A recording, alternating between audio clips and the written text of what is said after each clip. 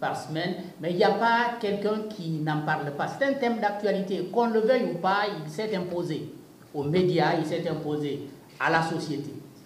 Ce que nous avons voulu en tant que commission d'organisation des MAG, c'est d'amener les journalistes à explorer plusieurs aspects de ce thème-là pour permettre à l'opinion de comprendre ce qui se passe.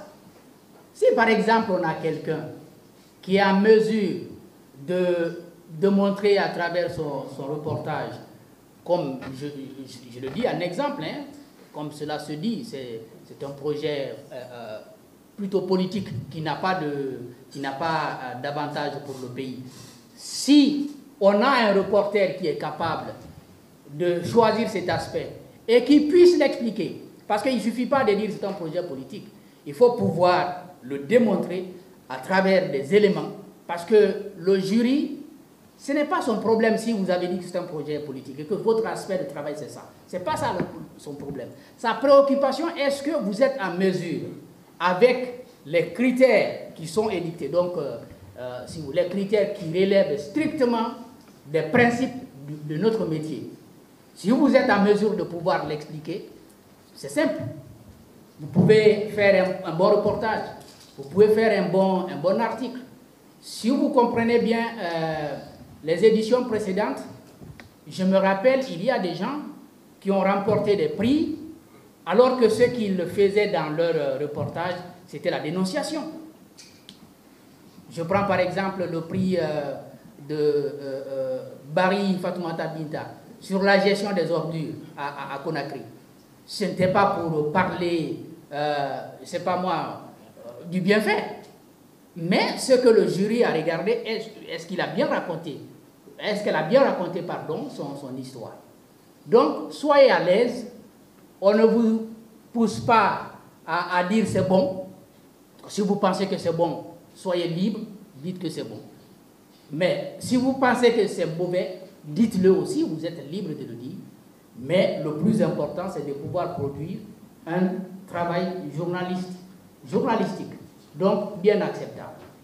Et ce que je vais peut-être ajouter, c'est que c'est de notre rôle quand même en tant que journaliste. C'est de notre rôle. On entend quand même beaucoup de choses. Hein? On entend certaines opinions dire ça va développer la Guinée.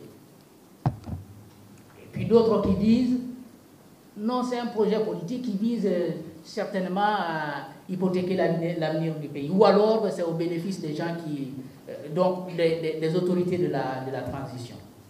C'est de notre rôle en tant que journaliste de faire des productions, donc des contenus responsables et qui puissent expliquer exactement les différents aspects de ce projet.